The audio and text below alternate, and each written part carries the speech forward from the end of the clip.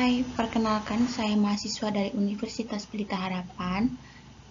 Nama saya Melan Farambuyaku, NIM 010912200007. Di sini saya akan melakukan presentasi mengenai struktur organisasi dan tenaga staf laboratorium medis. Di sini saya akan membahas topik yaitu definisi struktur organisasi, elemen-elemen struktur organisasi, desain struktur organisasi, fungsi struktur organisasi laboratorium medis, dan tugas dari staf di laboratorium medis.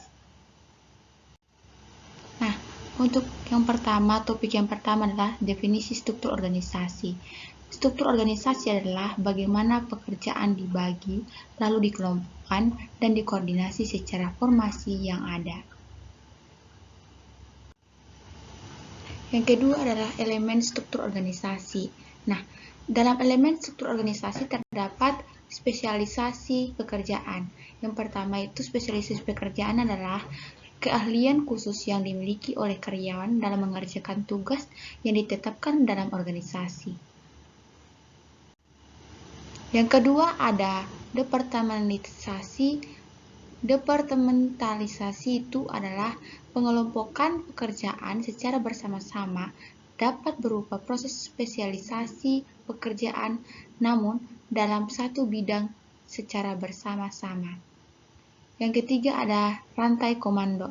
Rantai komando adalah garis wewenang tanpa putus yang membentang dari puncak yang organisasi ke eselon paling bawah dan menjelaskan siapa yang bertanggung jawab dengan siapa. Keempat adalah rentan kendali. Rentan kendali adalah jumlah bawahan yang dapat diarahkan oleh seorang manajer secara efisien dan efektif. Kelima, sentralisasi dan desentralisasi. Sentralisasi sendiri adalah memusatkan seluruh wewenang kepada sejumlah kecil manajer atau yang berada di posisi puncak pada struktur organisasi. Desentralisasi adalah pendelegasian wewenang dalam membuat keputusan kebijakan kepada manajer yang berada pada level bawah dalam struktur organisasi. Berikut ada topik desain organisasi. Dalam desain organisasi dibagi menjadi dua desain, yaitu desain organisasi umum dan desain organisasi modern. Kemudian dalam desain organisasi umum terbagi menjadi beberapa struktur, yaitu yang pertama, struktur sederhana. Struktur sederhana adalah sebuah struktur yang dicirikan departementalisasi yang rendah dan wewenang yang terpusat pada seseorang saja. Yang kedua adalah struktur birokrasi.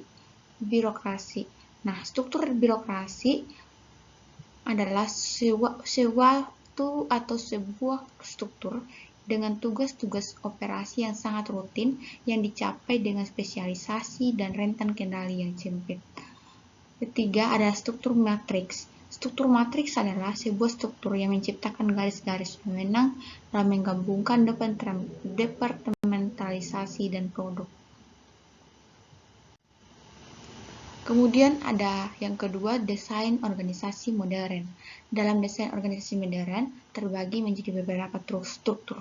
Yang pertama, struktur tim. Struktur tim adalah pemanfaatan tim sebagai perangkat sentral untuk mengkoordinasi kegiatan kerja.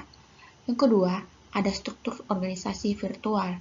Nah, struktur organisasi virtual adalah organisasi inti kecil yang mensubstraksi fungsi-fungsi utama bisnis secara detail.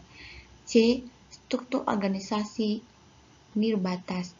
Struktur organisasi nirbatas adalah organisasi yang berusaha menghapus rantai komando rentan kembali dan tak terbatas, contohnya perusahaan multikar.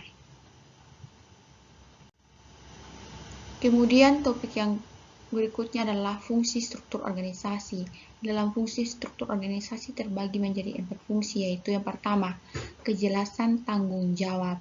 Nah, kejelasan tanggung jawab adalah setiap anggota dalam laboratorium harus bertanggung jawab dan mengetahui apa yang harus dipertanggungjawabkan atau yang kewajibannya. Yang kedua, kejelasan kedudukan, yaitu anggota atau seseorang yang ada di dalam struktur organisasi sebenarnya dapat mempermudah dan melakukan koordinasi. Ketiga, kejelasan mengenal jalur hubungan, yaitu dalam melaksanakan pekerjaan maka akan dibutuhkan kejelasan hubungan yang tergambar dalam struktur organisasi. Yang keempat, kejelasan uraian tugas, yaitu dalam struktur organisasi akan sangat membantu pihak pimpinan untuk dapat melakukan pengawasan pengendalian. Berikut topiknya struktur organisasi laboratorium medis. Nah, dalam struktur organisasi laboratorium medis terdapat direktur. Direktur ini adalah yang melakukan bimbingan, melakukan pengawasan, melakukan pengarahan, bahkan melakukan penyusunan dan perencanaan program dalam laboratorium. Kemudian ada wakil direktur medis. Wakil direktur medis ini yang membantu peran dari direktur. Kemudian ada manajer penunjang medis. Manajer penunjang medis ini yang dapat menjamin adanya pelayanan kepada masyarakat atau pasien agar pasien dapat puas dengan hasil pemeriksaan yang dilakukan di laboratorium. Kemudian untuk menuju ke kepala unit laboratorium akan melalui penanggung jawab laboratorium. Penanggung jawab laboratorium ini memiliki peran dalam penyusunan program dalam laboratorium dan bertanggung jawab atas apa yang dilakukan dalam laboratorium. Kepala unit laboratorium. Kepala unit laboratorium yang berperan untuk mengadakan alat dan bahan yang diperlukan di dalam laboratorium atau kebutuhan apa yang diperlukan di laboratorium. Nah, akan dibagi menjadi tim 4 koordinator. Koordinator yang pertama adalah administrasi. Koordinator administrasi yang akan mengatur mengenai hal keuangan dan pelaporan tentang administrasi. Yang kedua, koordinator hematologi. Koordinator hematologi yang dapat melakukan pemeriksaan diagnosis kepada pasien, terkhususnya pasien yang rawat jalan. Ketiga, koordinasi urinalisa, fases, dan BTA. Koordinator urinalisa melakukan diagnosis urin, fases, dan bakteri pada tuberkulosis. Yang keempat, koordinator kimia klinik dan imunologi.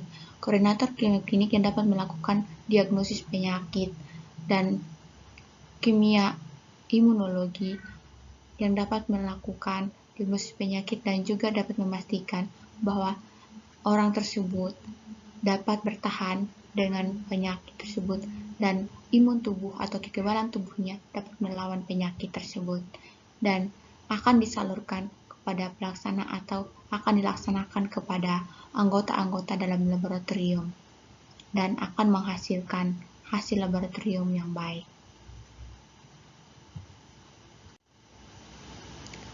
Tugas dari staf laboratorium.